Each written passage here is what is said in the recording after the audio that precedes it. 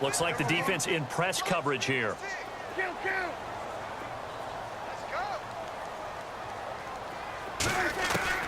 Out of the gun. Here's Prescott.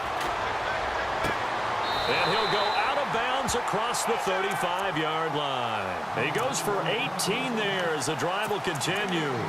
Still throwing the football here, even with the big lead. Yeah, I know you and I came up in a different era, and we think about sportsmanship and all that. Other people think about fantasy points and getting their numbers. That's all they care about right now.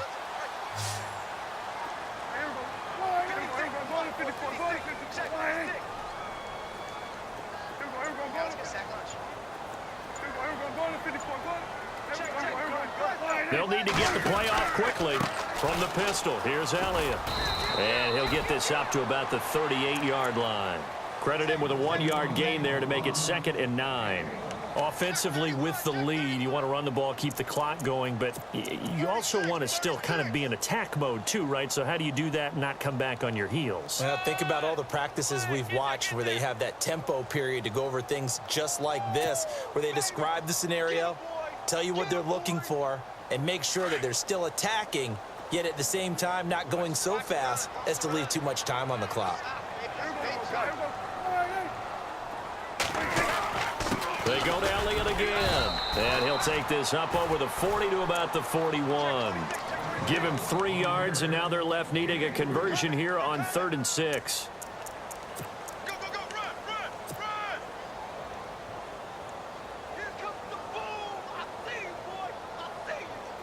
And the defense searches for one more stop here after the run on 2nd down.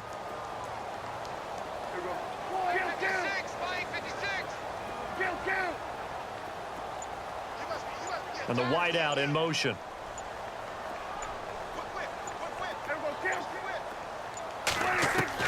On 3rd down, it's Prescott. He completes it to Bryant. The 20. Touchdown, Cowboys. Des Bryant, 59 yards. And the Cowboys will extend their lead. They were still throwing with a comfortable lead here late, and now that lead even more comfortable. And your first thought is there bad blood that went into this one ahead of time, that maybe they're seeking some revenge or they just don't like them? But the other thing that always hits me is, are they worried about playoff positioning? Right? Are they worried about, do you need enough points in case there's a tiebreaker that comes into play later? That's fielded in the end zone. And now out comes Houston.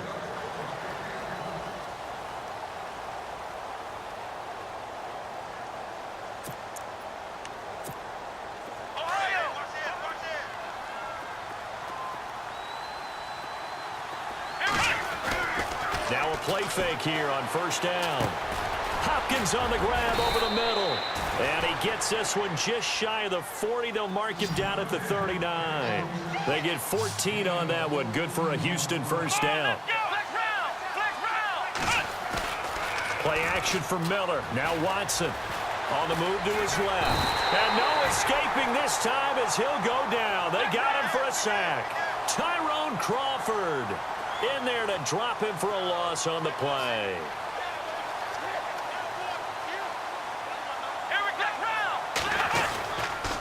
Now a handoff to Miller. And he's across the 40, 3 extra yards to the 43. 4 yards on the pickup there as they get it back to a more manageable 3rd and 7. When you find that kind of yardage, you couldn't be more confident as a ball carrier. And guess what? You're going to go back and tell your offensive coordinator, I'd like to keep carrying it, thank you. And incomplete. The contact made the ball roam free and brings up 4th down. Another wayward pass. You know, things started out poorly in this game, and to be frank, they just really haven't gotten much better. And all that does is embolden the secondary. They feel good about what's going on, and they just play better and better.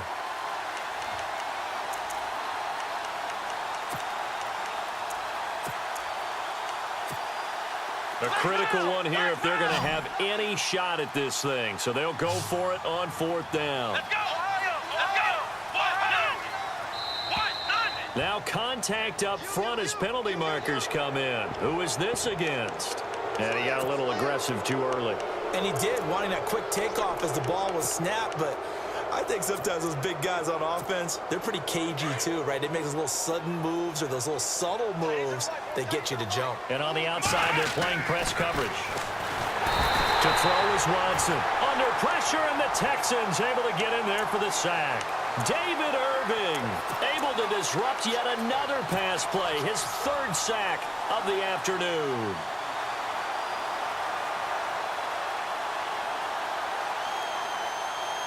And a great spot to start this drive from here.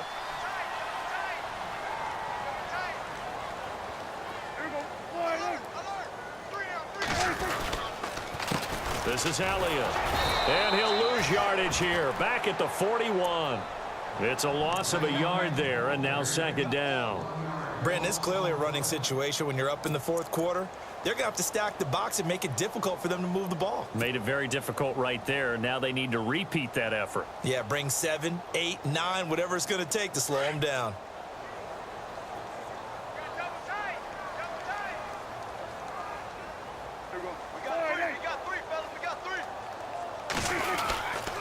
Again, it's Elliott. And little room to maneuver there. He gets it down to about the 39. A gain of a yard gets them back where they started. Now it's 3rd and 10.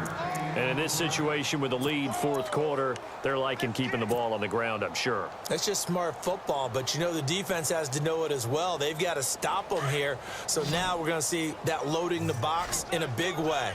6, 7, 8, 9, whatever it's going to take, puts a little bit more pressure on your big offensive line. Time for a break. This one, all over but the shouting. We'll finish it after this.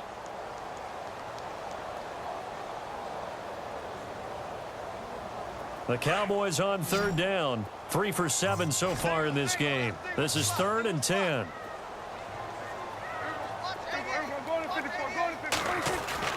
Prescott. And Bryant's got it over the middle. A really good pickup of 28 yards. And they just hit another big completion there. And I think in days gone by in the NFL, you might have asked, is this a little bit of overkill? Is this rubbing it in? I don't think people feel the same way nowadays. The age-old argument. Then you could say on the other side, if you're going to get angry about it, stop it, right? Go ahead and stop me. And I think a lot of the times they just look at it like, let's just play the game. And however it turns out, it turns out. That's going to go as a loss of 2, and it'll be second down. So where'd all that running room that he had in the first half go? Because it looks like it's drying up a little bit here. Someone made some adjustments, it appears, at least on this drive.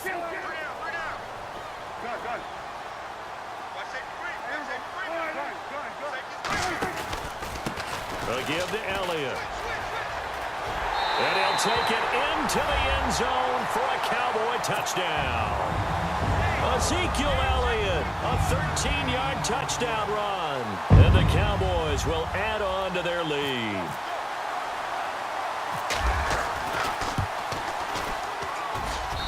And that'll increase their lead to 28. Bailey now to kick this one away.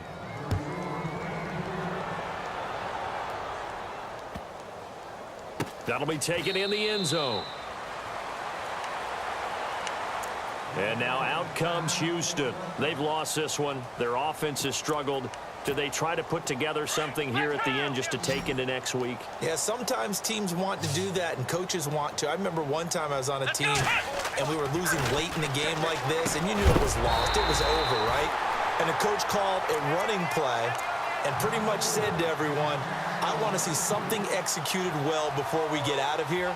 And that was the message to the team. Just something to build on. Just something to build on, get it done, and maybe we can look at that and say, we'll get better as we go forward.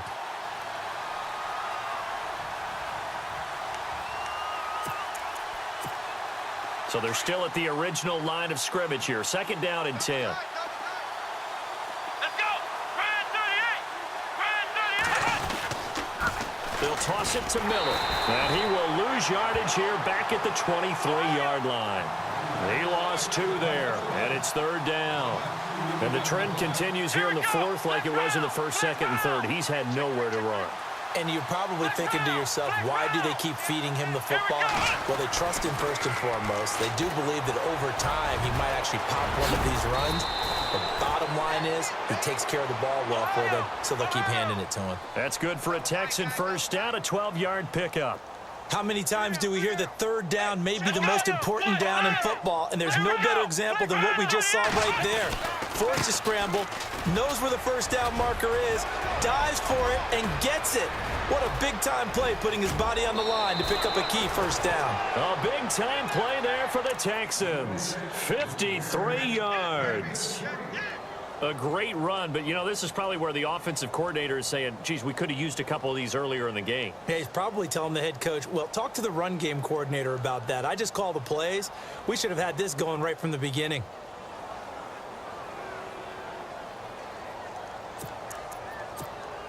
So they pick up the first down after the run, and now they approach for the fresh set. Come on, let's go. Red 38. Now we'll play fake, and it's Watson. He couldn't quite hold it. Got hit. Ball pops out, incomplete. You get a tight end like this, and you know he's used to dishing out punishment, but here, he's one that has to absorb the contact, and as a result, unable to hold on to the football. Throwing again is Watson. Oh, it was hit at the line of scrimmage and intercepted. Picked off down at the 10. And a big turnover there as his guys will get the football back. Charles, there's something special about one of those big D linemen bringing it in. Off the tip there, really nice coordination. Very much so, and I think what we've seen, and I'm going to put it at about the last 5 years, maybe a little bit longer, coaches placing a bigger emphasis on ball drills, even for defensive linemen, because possession is so key. When you got a chance to take one away, you want people comfortable with the football, and it paid off there. And for one of the few times here today, this run's not going to go anywhere. Officially no gain on the play, and it's second down. And, Charles, I think when the schedule comes out, all teams, no matter where they're predicted to finish, talk about protecting your home turf. They were able to do that here in this one. Similar to a tennis match, right? Not letting them break your serve. That way you hold on to it. They got it done, and they feel very good about that victory.